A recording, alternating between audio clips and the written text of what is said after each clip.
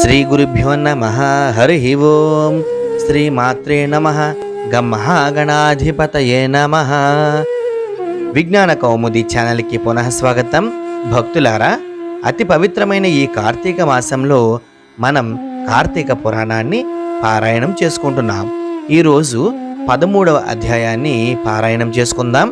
ఈ కార్తీక మహత్యాన్ని జనక మహారాజుకు వశిష్ఠుడు ఉద్బోధించగా, సూతుడు సౌనకాది మహర్షులకు నైమిసారణ్యంలో ఉద్బోధిస్తున్నాడు. ఇక ప్రారంభించుకుందాం. త్రయోదశాధ్యాయ ప్రారంభ. ఓ జనక చక్రవర్తి, కార్తీక మాసంలో ఇంకనూ విధిగా చేయాల్సిన ధర్మములు చాలా ఉన్నవి. వాటిని వివరించదను, సావధానుడివై ఆలకింపుము అని వశిష్ఠుడు ప్రారంభించాడు. కార్తీక మాసంలో నదీ స్నానం చాలా ముఖ్యం. దానికంటే ఒక పేద బ్రాహ్మణుడి కుమారునకు ఉపనయనం అనగా ఒడుగు చేయించడం చాలా ముఖ్యం. ఒకవేళ ఉపనయనానికి అగు ఖర్చు అంతా భరింపశక్యము కానప్పుడు మంత్రాక్షతలు, దక్షిణ తాంబూలాది సంభావనలతో తృప్తిపరచవచ్చును. అటువంటి ఫలము ఈ విధంగా కూడా కలుగును. ఈ విధంగా ఒక పేద బ్రాహ్మణ బాలునికి ఉపనయనం చేసిన ఎడల మహాపాపాలు ఉన్నప్పటికీ అవన్నీ కూడా తొలగిపోతాయి. ఎన్ని నూతులు తటాకాలు త్రవించినను పై చెప్పినట్లు ఒక బ్రాహ్మణ బాలుని ఉపనయనం చేసినందువల్ల వచ్చేటువంటి ఫలానికి సరిదూగవయ్యా అంటూ చెప్పసాగాడు. అంతకన్నా ముఖ్యమైనది కన్యాదానము. అనగా ఒక శ్రేష్టమైన వరునికి కాళ్ళు కడిగి ఈ అమ్మాయిని కన్యాదానం చేయడాన్ని కన్యాదానము అంటాము. ఈ విధంగా ఒక అమ్మాయికి వివాహం చేయడం. కార్తీక మాసంలో చాలామంది వివాహాలు చేయడానికి ఇష్టపడరు. కానీ కార్తీక మాసంలో చేసేటువంటి కన్యాదాన ఫలితం చెప్పడానికి శక్యం కాదు. కార్తీక మాసంలో భక్తి శ్రద్ధలతో చేసేటువంటి కన్యాదానం వల్ల వచ్చేటువంటి ఫలితం ఎంత గొప్పదంటే ఆ చేసిన వారే కాక వారి పితృదేవతలు కూడా తరిస్తారు. ఇందుకొక ఇతిహాసం కూడా కలదు. ఓ జనక మహారాజా, చెప్పేదను శ్రద్ధగా వినుము అని వశిష్ఠుడు ప్రారంభించాడు. సువీర చరిత్రము. ద్వాపర యుగములో వంగదేశంలో గొప్ప పరాక్రమవంతుడు సూర్యుడు అయిన సువీరుడు అనే ఒక రాజు ఉండేవాడు. అతనికి రూపవతి అను భార్య కలదు. ఒకసారి సువీరుడు శత్రురాజుల చేత ఓడింపబడిన వాడై భార్యతో అరణ్యమునకు పోయి ధనహీనుడై నర్మదా నది తీరమందున ఒక పర్ణశాల నిర్మించుకుని కందమూలాదులు తింటూ కాలం గడుపుచున్నాడు. కొన్ని రోజులకు అతనికి ఒక బాలిక కలిగెను. ఆ బిడ్డను అతి గారాభంతో పెంచుచుండిరి. క్షత్రియ వంశమందు జన్మించిన ఆ బాలికకు ఆహారాది సదుపాయాలు సరిగా లేకపోయినప్పటికీ శుక్లపక్ష చంద్రుని వలె దినదిన ప్రవర్ధమానంగా పెరుగుచూ ఉండెను. అతి గారాభముతో పెరుగుచుండెను. ఆమెను చూచువారులకు కనుల పండువగా ముద్దులకు మాటలతో చాలా ముచ్చటగా ఉండెను. దినములు గడిచిన కొద్దీ బాలికకు నిండు యవ్వన దశ వచ్చినది. ఒక దినము వానప్రస్థుని కుమారుడు బాలికను గాంచి ఆమె అందచందములకు పరవశుడై ఆ బాలికను తనకిచ్చి పెళ్లి చేయమని ఆ రాజును కోరెను. అందులకు ఆ రాజు, ఓ మునిపుత్ర, ప్రస్తుతము నేను కడు భేద స్థితిలో ఉన్నాను. అష్టదరిద్రములు అనుభవించుచున్నాను. మా కష్టములు తొలగుటకు గాను నాకు కొంత ధనము ఇచ్చిన ఎడల నా కుమార్తెనిచ్చి పెళ్లి చేతును అని చెప్పగా, తన చేతిలో రాగి పైసా అయినను లేకపోవడం చేత బాలిక పైనున్న మక్కువతో ఆ ముని కుమారుడు నర్మదా తీరమున కుబేరుని గూర్చి ఘోర తపస్సు ఆచరించి కుబేరుణ్ణి మెప్పించి ధనపాత్ర సంపాదించెను. రాజు ఆ ధనపాత్రను పుచ్చుకొని సంతోషించి తన కుమార్తెను ముని కుమారునికిచ్చి పెళ్లి చేసి అత్తవారింటికి పంపెను. అటులా మునికుమారుడు భార్యను వెంటబెట్టుకుని వెళ్ళి తల్లిదండ్రులకు నమస్కరించి అంతవరకు జరిగిన వృత్తాంతమంతయు చెప్పి భార్యతో సుఖముగా జీవించుచుండెను. సువీరుడు మునికుమారుడిచ్చిన ధనపాత్రను తీసుకుని స్వేచ్ఛగా ఖర్చు పెట్టుచు భార్యతో సుఖంగా ఉండెను. అటుల కొంతకాలం జరిగిన తరువాత ఆ రాజు మరొక బాలికకు జన్మనిచ్చెను. ఆ బిడ్డకు కూడా యుక్త వయసు రాగానే మరలా ఎవరికైనాను ధనమునకు అమ్మవచ్చుననే ఆశతో ఎదురు చూచుండెను. ఒకానొక సాధు పుంగవుడు తపతి నదీ తీరము నుండి నర్మదా నదీ తీరముకు స్నానార్థమై వచ్చుచు దారిలో ఉన్న సువీరుణ్ణి కలుసుకొని, పోయి నీవెవ్వడవు, నీ ముఖ వచ్చేసి చూడగా రాజవంశస్థుని వలె ఉన్నావు. నీవి అరణ్యమందు భార్య బిడ్డలతో నివసించటకు కారణమేమి అని ప్రశ్నించగా, సువీరుడు, ఓ మహానుభావా, నేను వంగదేశాన్నేలే సువీరుడు అనే రాజును.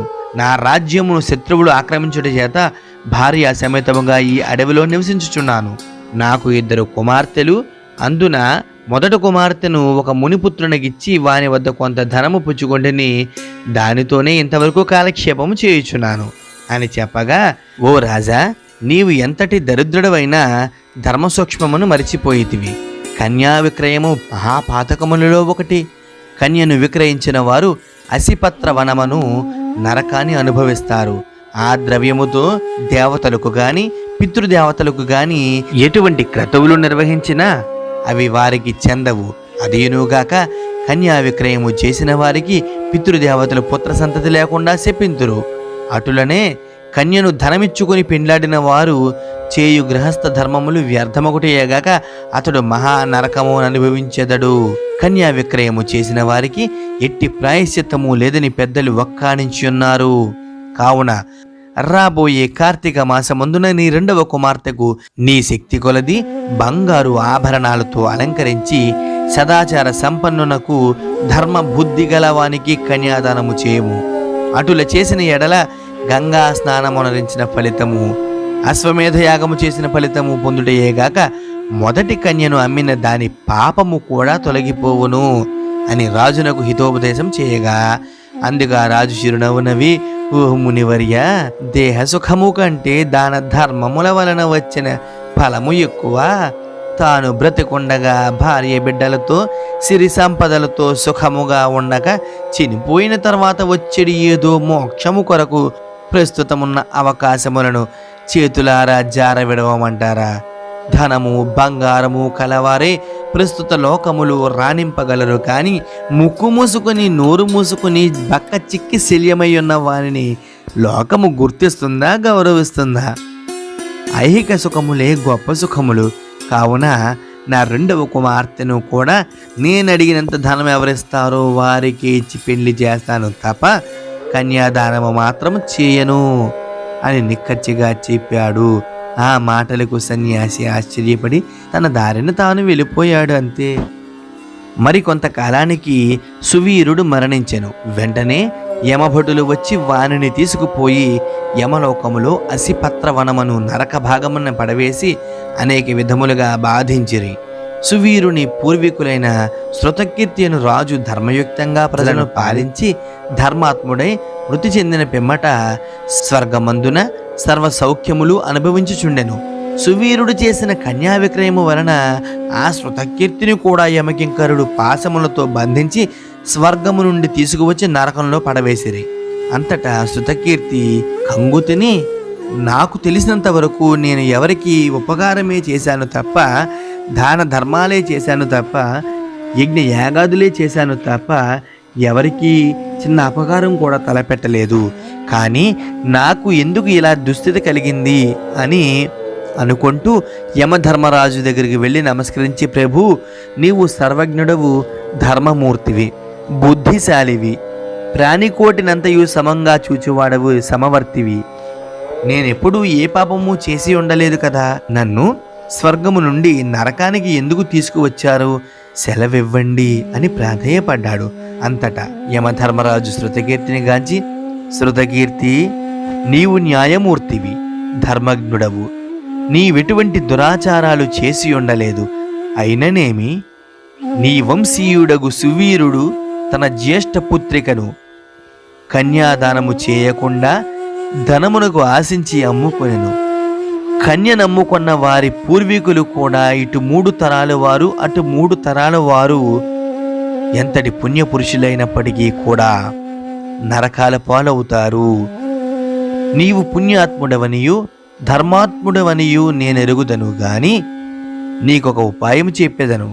నీ వంశీయుడగు సువీరునకు మరి ఒక కుమార్తె కలదు. ఆమె ప్రస్తుతం నర్మదా నదీ తీరాన తన తల్లి వద్ద పెరుగుచున్నది.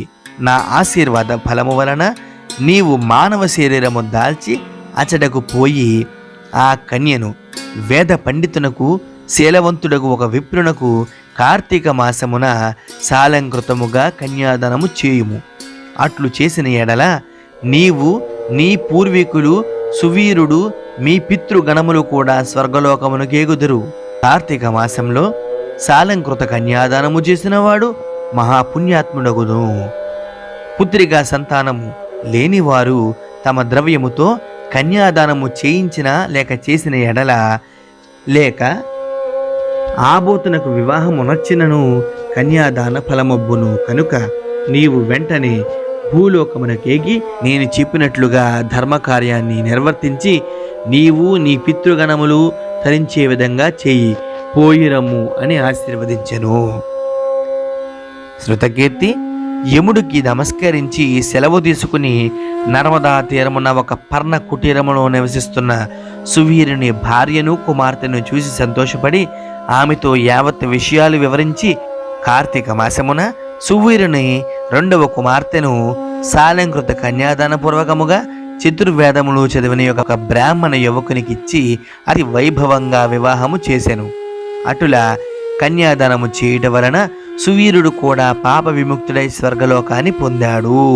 కాబట్టి ఓ జనక మహారాజా, కన్యాదానము వలన మహాపాపములు కూడా నాశనమగును.